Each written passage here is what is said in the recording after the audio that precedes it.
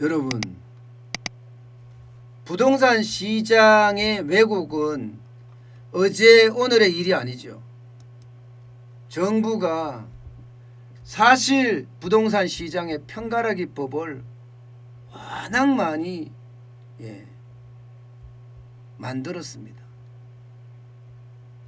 임대차 3법만 하더라도 지금 집주인과 세입자 간의 갈등이 하늘을 찌르고 있잖아요. 하늘을 찌르고 있잖아요.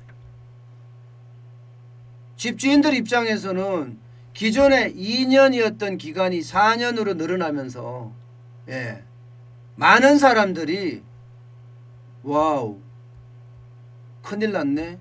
그러면 2년 동안 올릴 거 한꺼번에 4년치를 올릴 수밖에 없는 그런 상황을 초래했고요. 이게 전월세 계약갱신 청구권제라는 거예요.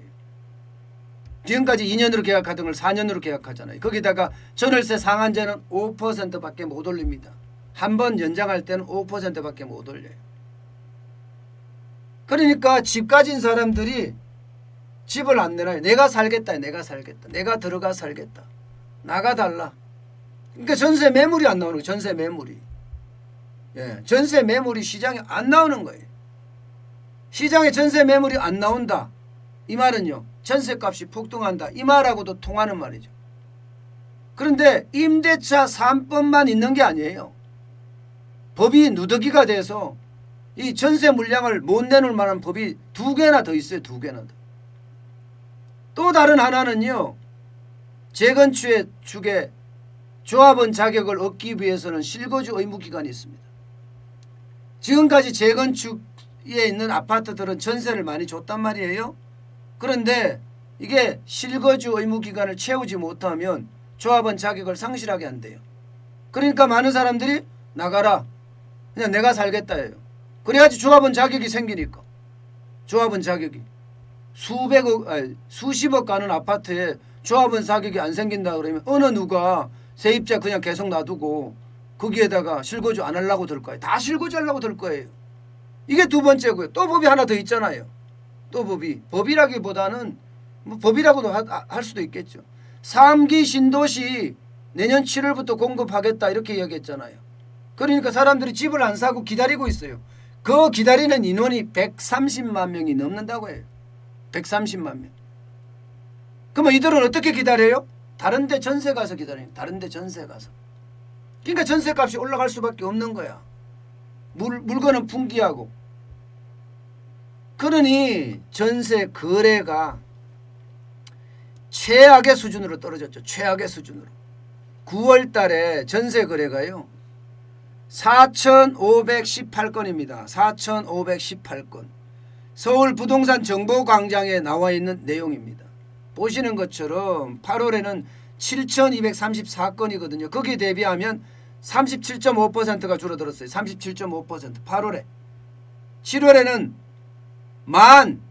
11,480건이에요. 거기에 비하면 60.6%가 줄어들었습니다. 전년 동월하고도 비교해 볼까요? 전년 동월은 9,311건이에요. 51.5%가 급감했습니다. 51.5%예요. 51.5%예요. 아마 이렇게 50건, 5,000건 이하로 밑돈 것은요. 2011년 1월 이후로 처음입니다. 그때가 통계가 처음 만들어졌거든요. 결국은 역대 최저라는 거예요. 역대 최저라는 것은 전세 대란이 아니라 전세 광란이 덮쳤다는 거예요. 전세 광란이 덮쳤다. 전세 광기, 전세가 미쳤다. 이 말이 이제 거짓이 아니라 진짜라니까요. 전세 광란이 겹쳐서 이제 이사철 맞아서요. 어디로 움직이도 못해. 움직이려고 그러면 이 돈을 어떻게 따라갈 수가 없어요. 따라갈 수가 없어요. 시장 매물이 없는데 아까 말했던 세 가지 이유로요.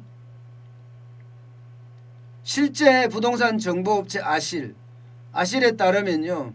서울 아파트 전세 매물은 8,586건입니다. 2달 전에 비해서 76.3% 떨어졌다는 또 다른 통계도 있습니다. 또 다른 통계도. KB국민은행에서도 마찬가지예요. 서울 전체 수급 지수가 와우 189.3입니다. 189.3. 이게 100이 기준이잖아요. 189면 이게 얼마라는 거예요. 거의 전세 수급 지수가 189.3이면 전세를 들어가려고 하는 사람들은 엄청나게 많은데 100이 기준인데 189니까 2배가 되는데 공급은 줄어들었다. 가격은 올라간다. 딱 정해지는 모양새입니다. 딱 정해지는 모양새.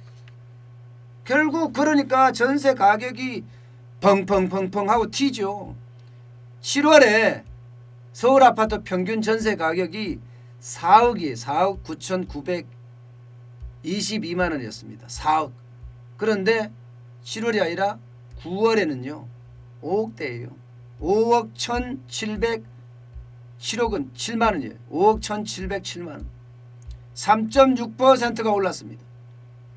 두 달치 상승률이 이 두 달치 7월에서 9월의 상승률이요.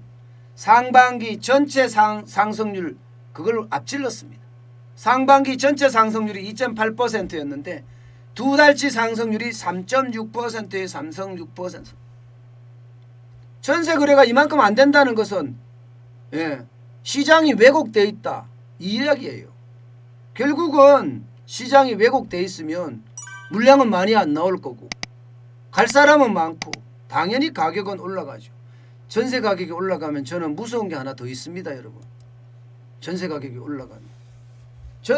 올라가면 매매 가격도 이렇게 밀어올리는 효과가 있어요. 밀어올리는 효과. 매매 가격도.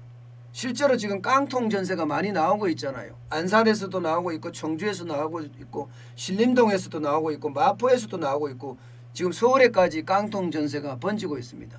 전세가는 계속 높아가고 매매가는 거기에 못 따라가는 거예요. 못 따라가는 거예요. 그러니까 전세가가 매매가보다 더 높은 그런 기현상도 지금 일어나고 있다는 이야기잖아요.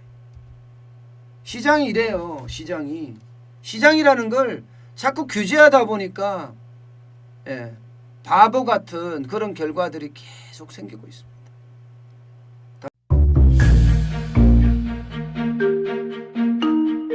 세종대왕과 샤넬 넘버5 벤츠 자동차의 최고급 기종인 마이바흐의 공통점을 아시나요? 바로 침향입니다.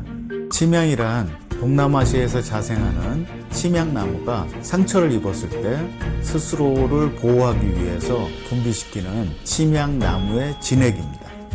진침향은 태국산 침향과 러시아산 녹용, 그리고 국산 홍삼, 백봉령, 산수유, 당귀, 숙지향, 꿀로 이루어진 침향환으로 만성 피로나 또 스트레스, 기력이 저하된 직장인분들, 또 수험생들, 연세 드신 어르신분들이 드시면 좋은 환입니다.